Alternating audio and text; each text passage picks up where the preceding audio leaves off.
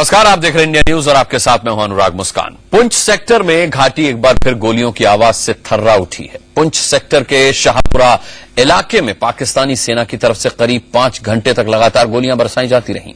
मजबूर भारतीय फौज ने भी पाकिस्तान को सीज फायर के उल्लंघन का करारा जवाब दिया है। वैसे सीज फायर के उल्लंघन की बात हो, सेना के जवानों पर आतंकी हमला हो या फिर जम्मू कश्मीर में बढ़ती हिंसक वारदातें, इधर कुछ दिनों से लगातार पाकिस्तान घाटी की शांति बिगाड़ने में लगा है। अब बड़ा सवाल यह है कि क्या अपनी ही सरजमी से रची जा रही नापाक साजिश से अनजान है पाकिस्तान के प्रधानमंत्री नवाज शरीफ? आज बीच बहस का मुद्दा यही है, कहीं नवाज शरीफ ही तो नहीं रच रहे भारत के खिलाफ शैतानी साजिश? आखिर नवाज शरीफ का नया खतरनाक के प्लान क्या है?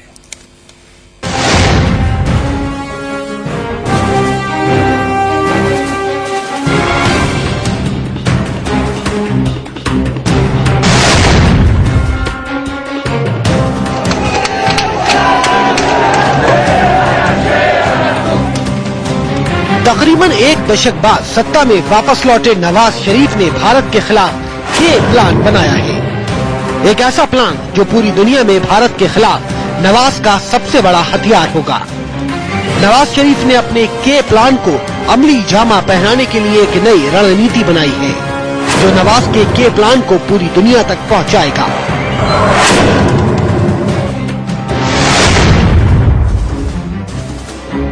ब्रिटेन के अखबार डेली मेल के मुताबिक भारत सरकार को ऐसी जानकारी मिली है कि नवाज सरकार कश्मीर मुद्दे को फिर से गरमाने की रणनीति बना रही है। भारत के प्रधानमंत्री ऑफिस से मिली सूचना के मुताबिक डेली मेल ने लिखा है कि साउथ ब्लॉक इस नतीजे पर पहुंचा है कि भारतीय नीति निर्धारकों को पाकिस्तान के साथ बातचीत फिर से शुरू करने से पहले शरीफ के सीक्रेट के प्लान यानी कश्मीर प्लान पर ध्यान देना चाहिए।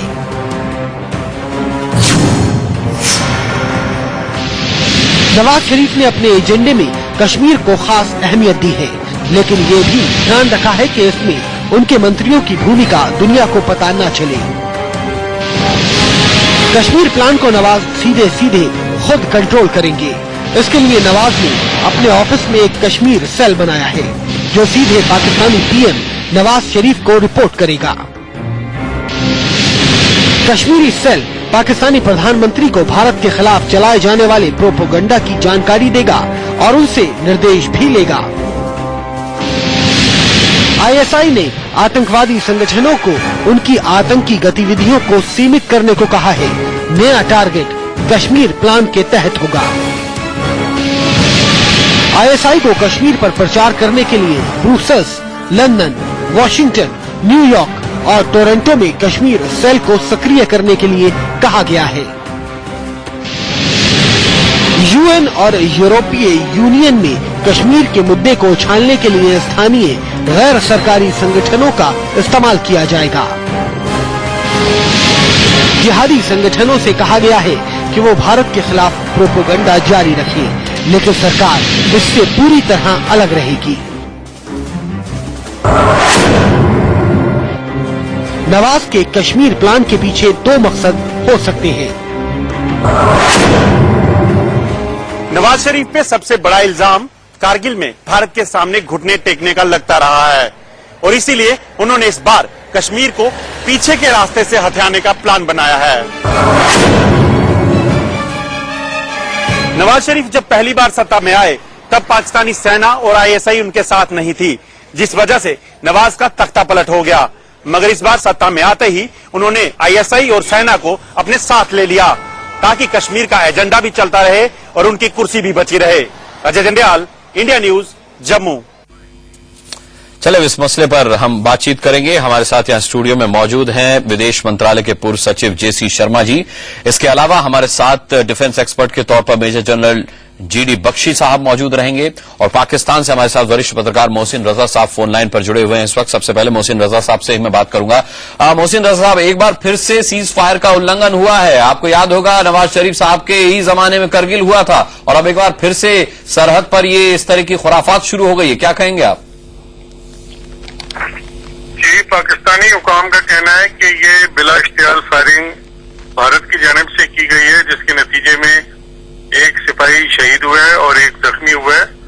उनका कहना है कि ये भारत ने इसमें पहल की है और उन्होंने बिला जवाज और बिला इख्तियार फायरिंग की है पाकिस्तान की फौज के जवानों पर, जिसके नतीजे में एक जवान शहीद हुए और एक जख्मी हुए। उन्होंने इन भारतीय इल्जामात की सख्ती से तरदीद की है कि पाकिस्तान ने कोई ऐसी कार्रवाई की है। उनका कहना है कि भारत जो है मुसलसल लाइन ऑफ कंट्रोल के ऊपर बिला इख्तियार फायरिंग कर रहा है, जिसके नतीजे में पाकिस्तान और भारत के दरमियान जो हालात बेहतर होने का रास्ता बनाया जा रहा था उसके रुकावट पैदा हो रही है।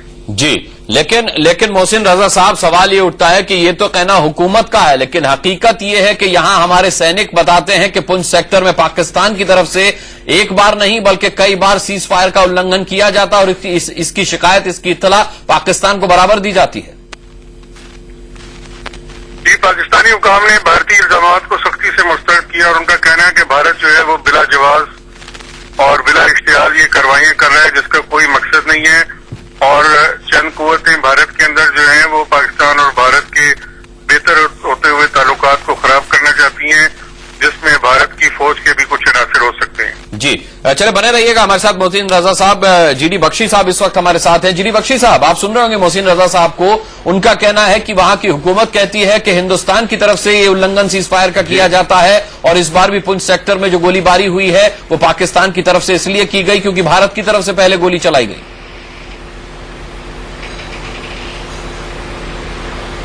ये तो उनका स्टैंडर्ड रिस्पांस रहा है। देखिए, जब नवाज शरीफ, लेकिन वो कह रहे कि हमारा भी तो स्टैंडर्ड रिस्पांस हो सकता है कि हम उन पर इल्जाम लगा दें। उस वक्त ये कहा गया था कि मैं जरा खत्म कर लूं, मैंने उनको इंटरप्ट नहीं किया था। आप अगर मुझे बोलने दे तो मैं बोलूं। बोलिए। अच्छा, देखिए साहब, ऐसा है कि जब नवाज शरीफ साहब वहां इस्लामाबाद में आए थे तो यहां भारत में खुशी की लहर फैल गई थी कि साहब अब जो है सब मसाइल हल हो जाएंगे और भारत पाकिस्तान के बीच में शांति हो जाएगी। उस वक्त भी हम लोग जो पुराने, जिनके बाल धूप में सफेद नहीं हुए, हम लोग कह रहे थे कि हमें थोड़ा इंतजार करना चाहिए और देख लेना चाहिए कि आगे का आगाज क्या है। तो ये ट्रेलर तो साहब हम अभी देखना शुरू हो गए हैं। सबसे पहले मैं आपको कहना चाहता हूं कि मैं नहीं समझता कुछ बदला है या बदलेगा, क्योंकि मुझे नहीं यकीन कि पाकिस्तान में नवाज शरीफ साहब एक इंडिपेंडेंट एक्टर हैं। जहां तक सिक्योरिटी पॉलिसी का सवाल है, कश्मीर के ऊपर पॉलिसी का सवाल है, जहां तक अफगानिस्तान की पॉलिसी का सवाल है, उसमें जनरल है हेडक्वार्टर रावलपिंडी जो है वो उसकी बात चलेगी। उसका हमेशा उसका जोर बलवा रहा है इस पॉलिसी मैटर के ऊपर। आईएसआई का जोर बलवा रहा है, ना कि जो सिविलियन सरकार है ऐसे मामलों में मुखौटा ही बन के रह जाती है। जी। जो पुंछ का इलाका है ये पाकिस्तान का सबसे मशरूब इन्फिल्ट्रेशन का इलाका है। जब भी वो दर्जे हरारत जम्मू कश्मीर में बढ़ाना चाहते हैं, डिक्याल वैली के जरिए वो जो है इन्फिल्ट्रेशन कराते हैं। बहुत सारे छोटे छोटे यहाँ पे नाले हैं जिनके जरिए इन्फिल्ट्रेशन की जाती है और वो दर्जे हरारत जम्मू कश्मीर में बढ़ाने की कोशिश करते हैं।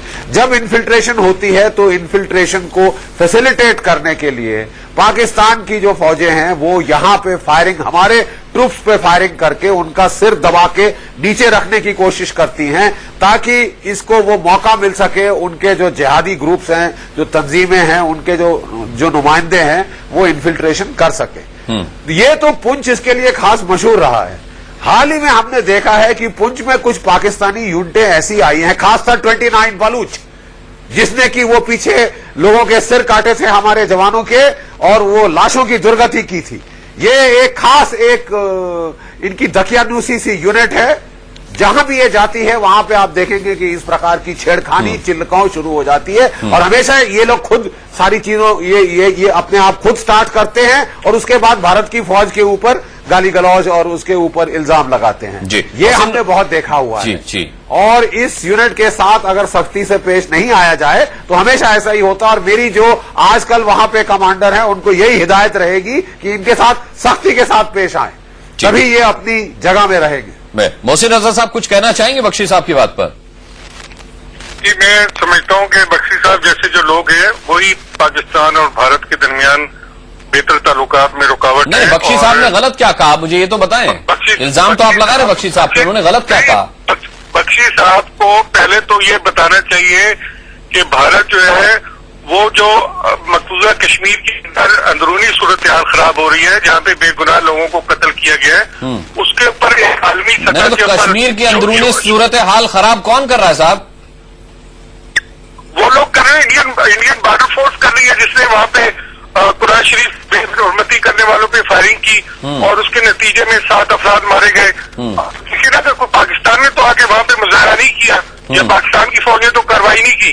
जो कुछ हुआ है वहां पे पाकिस्तान की फौज हमारे सैनिकों की गर्दन काट कर ले गई। पाकिस्तान की फौज लगातार घुसपैठ करती रहती है। पाकिस्तान की फौज लगातार वहां से सीज फायर का उल्लंघन करके फायरिंग करती है, और आप कह रहे हैं कि कश्मीर में अमन चैन हमारी फौजें खराब कर रही हैं।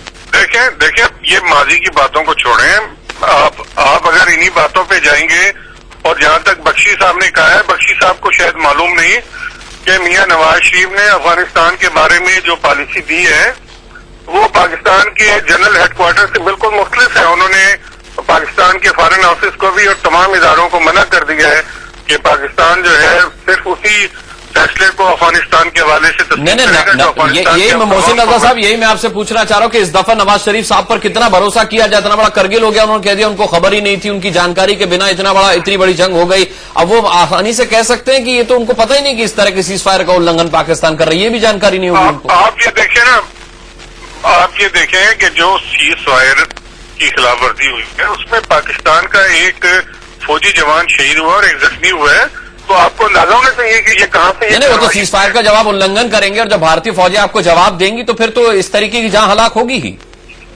अरे ये कैसा जवाब है जिसमें जिन्होंने कार्रवाई किया वो कोई कुछ नहीं कर सकते, और जिन्होंने जवाब दिया उन्होंने एक आदमी को शहीद कर दिया और एक को जख्मी कर दिया। ये कैसी कार्रवाई है? नहीं, तो आप सीज फायर का उल्लंघन अगर पाकिस्तान की तरफ से किया जाएगा तो क्या हमारी फौजें जवाब भी न देंगी? नहीं, जवाब देने का पूरा हक हासिल है, लेकिन देखें जवाब उस सूरत में दिया जाता है जब कार्रवाई हो। कार्रवाई आपकी फौज कर रही है, मिला इख्तियार कर रही है, मिला जवाब कर रही है, और जो कश्मीर की अंदरूनी सूरत हाल है उसको लौटाने के लिए अगर ऐसे मामला को छेड़ा जाएगा तो यकीनी तौर पर इसका नुकसान जनूबी एशिया के 1.5 अरब लोगों को होगा। इसका नुकसान चंद लोगों के लिए नहीं है, चंद इदारों के लिए नहीं है। 1.5 अरब लोग जो इंडिया और पाकिस्तान में बसते हैं उनके लिए ये नुकसान है। इसका भी सोचना चाहिए। हमें महज छोटी छोटी बातों के लिए और अंदरूनी से तवज्जो उठाने के लिए ऐसे मामलों को नहीं उठाना चाहिए। बिल्कुल, चलिए मैं आपसे बातचीत करूंगा। हमारे साथ जेसी शर्मा जी भी हैं। जेसी शर्मा जी, मैं आपसे पूछना चाहूंगा कि जिस माफ कीजिए, हमारे जवानों का सर काटना छोटी बात नहीं है। ठीक है जी, हमारे जवानों का सर काट देना छोटी बात नहीं है। लगातार कश्मीर में इन्फिल्ट्रेशन करना आतंकवादियों की छोटी बात नहीं है। लगातार यहां पे इंडियन मुजाहिदीन को सपोर्ट करना और आए दिन यहां बॉम्ब ब्लास्ट करना, कभी हमारे मंदिरों पे हमला करना, कभी हमारे शहरों पे, हमारे बाजारों पे हमला करना, आम और नॉर्मल बात करना, कभी हमारे मंदिरों पे हमला करना, कभी हमारे शहरों पे, हमारे बाजारों पे हमला करना आम और नॉर्मल बात नहीं है। और मैं ये कहना चाहता हूं कि हम देखेंगे रिजल्ट क्या होगा इसका, कि नवाज शरीफ साहब की चल पाएगी कश्मीर पे और अफगानिस्तान पे या नहीं। जी, अरे देखिए, बात सुने, मैं माजरत चाहता हूँ मुदाखलत की, लेकिन समझौता एक्सप्रेस पे किसने हमला किया? आपके लोगों ने हमला किया। मामला को खराब करने की कोशिश कर रहे हैं। क्यों नहीं आप लोग हक को और सच को तस्लीम करते हैं? जहाँ किसी की गलती है उसको तस्लीम करें। समझौता पे किसने हमला किया था? समझौता में जिंदा लोगों को किसने जला दिया था? आप खामखा पाकिस्तान के ऊपर हर चीज का इल्जाम आयद करते हैं। खुद आपके अंदर जो लोग ऐसे बैठे हुए हैं इंतहा पसंद, उनकी तरफ आपकी कोई तवज्जो नहीं है, और आप इस मामले को गलत तौर पे पाकिस्तान को जो बैशिंग कर रहे हैं। बख्शी साहब,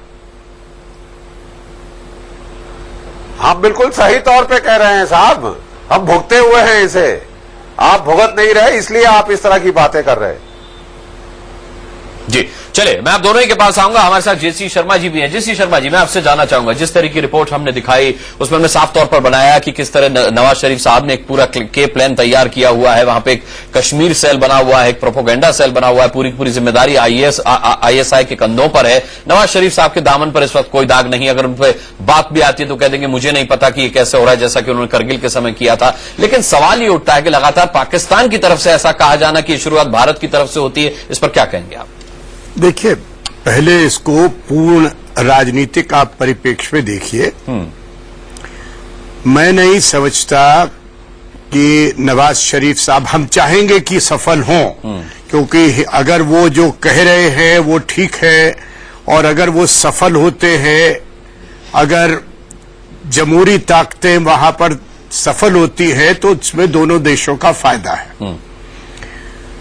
दिक्कत यह है कि पाकिस्तान में निकट भविष्य में ऐसी कोई संभावना मुझे अभी नहीं दिखाई देती जिसमें प्रधानमंत्री पाकिस्तान की हिंदुस्तान की तरफ पॉलिसी, उनकी तरफ नीति और अफगानिस्तान की तरफ नीति और न्यूक्लियर नीति, ये तीन पॉलिसीज जो हैं ये सिविलियन कंट्रोल में आने की अभी कोई संभावना नहीं दिखती है। जब ये तीन पॉलिसी भी सिविलियन सरकार के द्वारा तय की जाएंगी तो शायद कोई जरूरी नहीं है कि उसके बाद जरूर हो, और उसका कारण है अब इस समय नवाज शरीफ साहब दुविधा में हैं। एक तरफ उनको लॉजिक से लगता है कि जैसी इस समय पाकिस्तान में आर्थिक तकलीफ है कि हिंदुस्तान से अच्छे संबंध रखो, व्यापार बढ़ाओ, और जो तुरंत समस्याएं हैं जैसे पावर शॉर्टेज है उसमें हिंदुस्तान की मदद लो और अपनी खुद की, अपनी पार्टी की और अपने देश की स्थिति को मजबूत करो। दूसरी तरफ उनकी समस्या ये है कि इस एजेंडा को आगे कैसे ले जाएं, क्योंकि एक तरफ फौज उनको फ्रीडम नहीं देगी ये तीन, कश्मीर, अफगानिस्तान और न्यूक्लियर नीति के लिए, और दूसरी बात जो है वो बहुत जरूरी है वो है कि नवाज शरीफ साहब की खुद की जो सपोर्ट बेस है वो ज्यादातर उसमें पाकिस्तान की जितनी कट्टरपंथी संस्थाएं थी वो सब ने उनका समर्थन किया था उनके चुनाव में, और उनकी जो मुख्य विरोधी पार्टी है उनको चुनाव प्रचार बिल्कुल नहीं करने दिया था। अब ऐसी स्थिति में जो अंग्रेजी में कहते हैं आईओयू, तो आईओयू जो हैं वो बहुत हैं नवाज शरीफ साहब के इन कट्टरपंथी संस्थानों की तरफ। और जैसा कि आपके कहने का मतलब नवाज शरीफ साहब कठपुतली बने हुए हैं? नहीं, कठपुतली बने नहीं, पर इस स्थिति में नवाज शरीफ साहब जो है बड़ी मुश्किल की स्थिति में है। वो ऐसा कोई कदम नहीं उठा सकते जहां पे ये कट्टरपंथी संस्थान उनके खिलाफ हो जाए। जी, तो इसका मतलब ये जो कदम उठाया जा रहा पाकिस्तान की तरफ से, इसमें नवाज शरीफ साहब को पूरी जानकारी है इस बात की? देखिए, दो संभावनाएं, एक है कि जानकारी है, दूसरी है जानकारी नहीं है, परंतु जब जानकारी होती है तो उसके बाद भी वो कोई ठोस कार्रवाई करने की स्थिति में नहीं है। और ये समस्या है निकट भविष्य की। या तो पाकिस्तान में ऐसा शक्तिशाली रूलर हो जैसे कि कुछ वक्त के लिए परवेज मुशर्रफ थे। 2004 जनवरी में दोनों देशों के बीच अच्छा एग्रीमेंट हुआ था। उस समय मैं विदेश मंत्रालय में सचिव था। एग्रीमेंट ही अच्छा था, लेकिन करगिल के दौरान सरहद पार करके हिंदुस्तान उसमें ये तय हुआ था कि सीज फायर को दोनों लोग लाइन ऑफ कंट्रोल पर उसकी जो है पूरी तरह से अमल करेंगे उस पर। कुछ काफी साल तक बाय एंड लार्ज जनरली स्थिति ठीक रही। अब दुर्भाग्यवश क्या है कि जब सरकार मजबूत नहीं दिखती है, या जब ये अपनी सरकार की आप बात कर रहे हैं? नहीं, वहां की, और वो हमारे को टेस्ट करते रहते हैं। कई बार पाकिस्तान ने ये दुर्भाग्यवश गलती की है, उन्होंने सोचा लाल बहादुर शास्त्री जी बड़े कमजोर, ठीक है, मेरे पास समय की कमी है, तो अयूब खान साहब ने। बख्शी साहब, एक चीज और, ये नवाज शरीफ साहब चीन की यात्रा से लौटे हैं, उसी के बाद इस तरीके की हिमाकत शुरू हुई है जो पुंछ पर सरहद पार से गोलीबारी की जा रही है। हम जानते हैं कि चीन किस तरीके से हमें परेशान करने के लिए 5 पॉइंट प्लान बनाए हुए है। वहां चीनी सैनिक चुमार तक हमारे देश में घुस आते हैं, इधर पाकिस्तान की तरफ से फायरिंग होती। कहीं ये दो तरफा परेशान करने की तरकीब तो नहीं है, ये रणनीति तो नहीं है चीन और पाकिस्तान की? बेशक साहब, देखिए, चीन की जो सामरिक गठजोड़ उसने पाकिस्तान के साथ बनाया हुआ है उसकी बुनियाद यह है कि भारतवर्ष को कंटेन करना पाकिस्तान के जरिए, और इस तहत जितना चीन ने पाकिस्तान को सपोर्ट दिया है न्यूक्लियर फील्ड में, उन्होंने उनको बॉम्ब के लिए यूरेनियम दिया, 4 बमों के लिए उनका पहला बॉम्ब का डिजाइन दिया, पहले बॉम्ब का परीक्षण शिनजियांग में किया, और उसके बाद M9 M11 मिसाइल दिए। जब अमेरिका ने सैंक्शंस लगाए तो उनको नॉर्थ कोरिया से मिला दिया और उनको ताइपोदोंग नोदोंग मिसाइल वहां से दिलवाए, उसके लिए पैसा चीन ने दिया। 70% पाकिस्तान की हवाई फौज, उनकी 70% तोपखाना और 70% उनके जो टैंक हैं वो सब चीन से हैं। और इसके बाद जो आप देखिए कश्मीर के मसले के ऊपर जो चीन ने अपने तेवर बदले हैं ये बेमायने नहीं है। और सबसे पहले अगर हम बड़े खुश हो रहे थे कि उनके जो प्रधानमंत्री थे चीन के वो यहां आए, दिल्ली आए, लेकिन दिल्ली से वो इस्लामाबाद गए और अब नवाज शरीफ साहब वहां गए हैं और अब आप जो है ये कार्रवाई होती देख रहे हैं। जी बख्शी साहब एक लाइन में जानना चाहूंगा हिंदुस्तान को क्या कदम उठाना चाहिए? बख्शी साहब एक लाइन में, समय नहीं है मेरे पास। हिंदुस्तान मैं कहना चाहूंगा कि हमको रियलिस्ट होना चाहिए। कथनी और करनी के बीच में फर्क हमें समझना चाहिए और हमें कथनी पे नहीं करनी पे जाना चाहिए। कथनी पे नहीं करनी पे जाना चाहिए, ये बहुत बड़ा नोट दिया है जिली बख्शी साहब ने। बहस का वक्त अब इतना ही है और सभी का हम बहुत बहुत धन्यवाद करना चाहेंगे। जिली बख्शी साहब आपका बहुत बहुत धन्यवाद, जेशी शर्मा जी आपका बहुत बहुत धन्यवाद, और पाकिस्तान से वरिष्ठ पत्रकार मोहसिन रजा साहब हमसे जुड़े थे, उनका भी बहुत बहुत शुक्रिया। इसी के साथ यहाँ एक छोटे से ब्रेक के लिए रुक रहे हैं, लेकिन ब्रेक पर जाने से पहले आपको याद दिला दें आज रात 9 बजे इंडिया न्यूज पर क्या है खास।